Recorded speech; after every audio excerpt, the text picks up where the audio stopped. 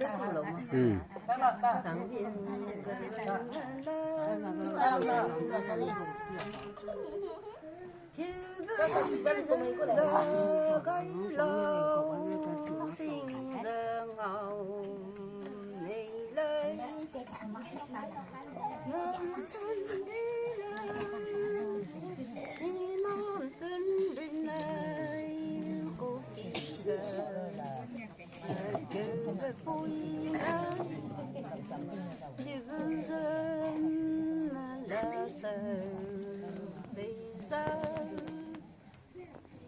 có gai miếng lúa rơi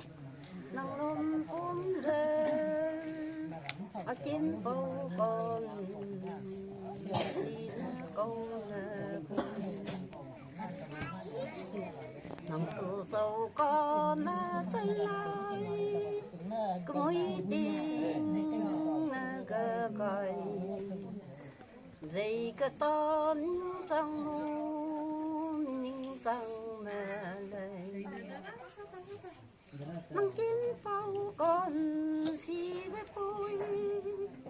nắng mình đỡ ngon đã lù hơn nắng mình đã bao giông mà mình buồn nắng so là dân rau đi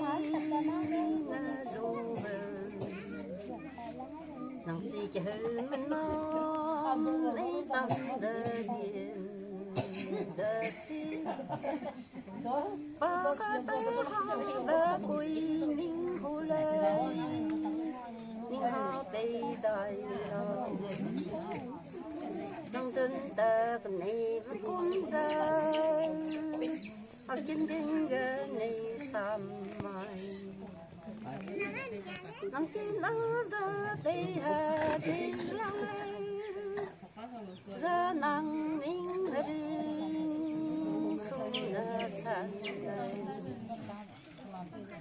nắng chi cái tâm ga chi sinh ra minh sang lòng cay tiền đỡ xí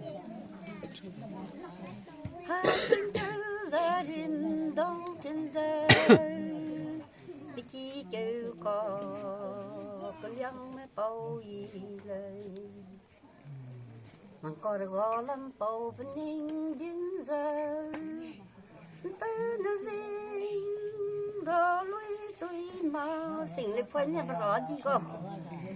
to yang quên lấy nắng ngày vì say hao giờ ra tu in giờ nông xuân cơ bầm đờ cầu na y lấy ra cắn ra lấy nhưng sang lòng coi bọn hầm đời tưm ra miên sang đi từ lồng tương du sang quang cơ đi sang mẹ vắng dâu con nhân và sòng là dâu mấy chi răng gà sang lấy mang mẹ ngày hè đêm với con sông hong vu hang ra ra cội cây nắng gian đêm nắng ra hăng mà rong ra dinh sinh ga chín đã lông nắng xuân gió mây nghe gì chỉ là quang nắng xuân ga say lá bom ra núi rô rơi ga chi sáng rơi ở hồ hăng nè lăng hè rong ga điền bom riêng tớ kinh nhẹ coi ở hồ lăng chăm là có ra sợ chơi kinh tế con so con lấy kinh mày dù tờ sáng với nà bờ giang lại sinh tâm ôi nà hòn đà lại lui ta mà rừng nà lại ôi nà họ lấy hờ dù ai sợ lấy kiến cái sao dù nó gió rờ dù cái bao nó hòn đời lại chính cái này mai ở trong cái căn lối tim rong cây từ rây hót cô mong sao cờ từ nay khu quang đi rơi vào so lấy năm trăng gần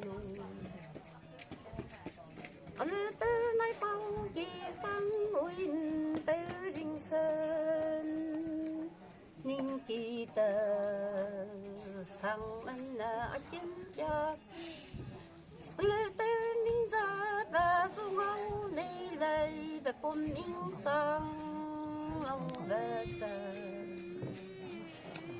na thiên đan hà ra ninh kiếm gì đồ tên hoàng mà là mình phải chiều đã chỉ đã đi lâu xa dù ngô cơ này mà nông đó mẹ phải đó mấy niên xa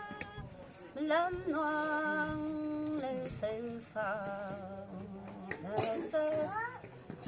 tôi bùi đó dây hâm giờ cái chân là lông gì đó mấy chân nông xâm điên bằng kia sờ bây giờ tôi mất chân bình nâu rinh mà lần gần số mai na bom bờ rinh bao ngồi na lùng đi dây mình là dìu lúc giờ na bom